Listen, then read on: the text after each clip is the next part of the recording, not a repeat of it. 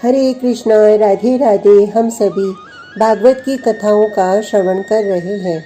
आज का प्रसंग है उद्धव गीता क्रिया योग। हे भगवान, ये मनुष्य बिना कर्म किए रह नहीं सकता।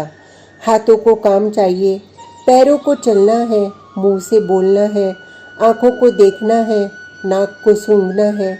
ये सब इंद्रियां बिना काम के रह नहीं सकती। इन सबको वश में कैसे किया जाए? उद्धव ने भगवान श्री कृष्ण से ये प्रश्न किया था।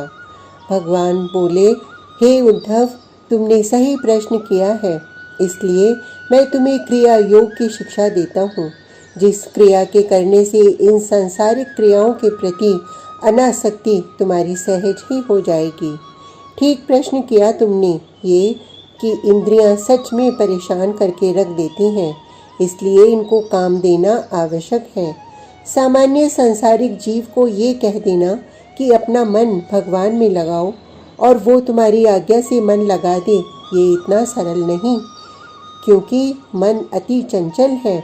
उसी के कारण इंद्रियां भी चंचल हो जाती हैं। इसलिए उद्धव, जन्मों के अभ्यास को मिटाने के लिए क्रिया से ही क्रिया को काटा जाए, फिर आनंद से अपने प्राण प्यारे प्रभु को रिझाया जाए।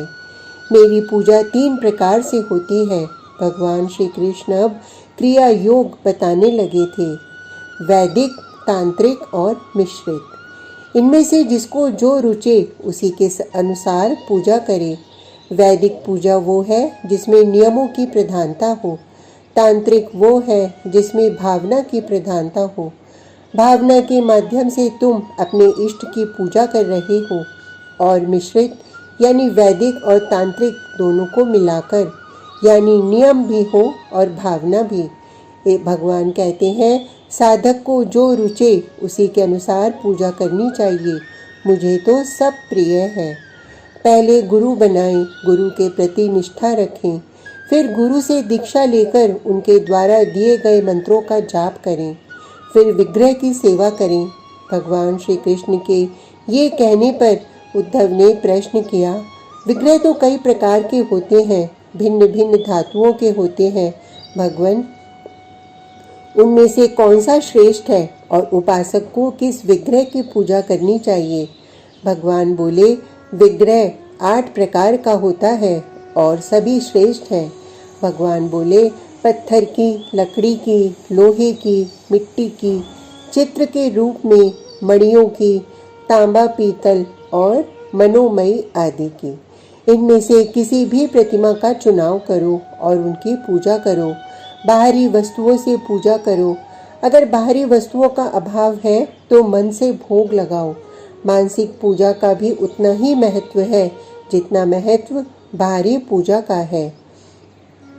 मनोमयी विग्रह वो होता है, मन में स्थापित प्रतिमा का मन से ही पूजन करो, उसका भी फल उतना ही है या कहीं कुछ ज़्यादा ही है।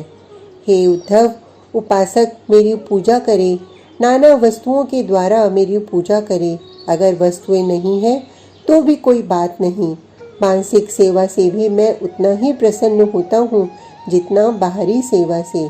भगवान श्री कृष्ण कहते हैं, उद्धव, मूर्ति या विग्रह में मेरी पूजा करनी है तो स्नान आदि से पवित्र होकर पवित्र आसन में और पवित्र वस्तुओं द्वारा मेरी अर्चना की जाए। लेकिन मानसिक पूजा करनी है तो उसके लिए बाह्य शुद्धि की कोई विशेष आवश्यकता नहीं। बिना स्नान के भी वो उपासक अपने मन में मेरी पूजा कर सकता है, क्योंकि मैं ही मन में आ गया तो फिर अशुद्ध उसका मन रहा ही कहाँ। और मानसिक पूजा के लिए बाह्य शुद्धि आवश्यक नहीं। हे उद्धव, जिसके मन में प्रेम नहीं है, भाव नहीं है, वो चाहे मेरे आगे 56 भोग भी लगा दें, मुझे प्रसन्नता नहीं होती। लेकिन कोई भक्त अगर भाव से मुझे जल भी भोग लगा देता है तो मैं उससे बहुत प्रसन्न होता हूँ। मुझे प्रेमी ही प्रिय हैं। भगवान श्री कृष्ण कहते हैं, मन लगाने का ये सरल उपाय है।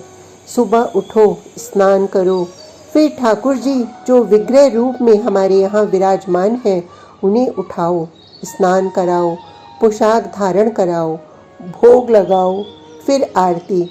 हे उद्धव, मेरी प्रतिमा को मेरा ही रूप मानना और साष्टांग प्रणाम करना, फिर परिक्रमा करना, नाम संकीर्तन करना, नाम गाते हुए उत्साह उमंग से भर जाना, लोगों को, अपने परिवारजनों को प्रसाद बांटना, फिर भगवान का प्रसाद ग्रहण करते हुए अपने को धन्य मानना। भगवान श्री कृष्ण कहते हैं, उच्च स्वर से मेरा नाम पुकारना, इससे भाव की जागृति होती है हमारे मन में। मेरे भगवान ही सब कुछ हैं, यही मानकर चलना। इतना बोलकर भगवान श्री कृष्ण मौन हो जाते हैं और उद्धव श्री कृष्ण चरणों को ही निहार रहे हैं। आज का प्रसंग इतना ही। कल तक के लिए हरे कृष्णा, राधे राधे।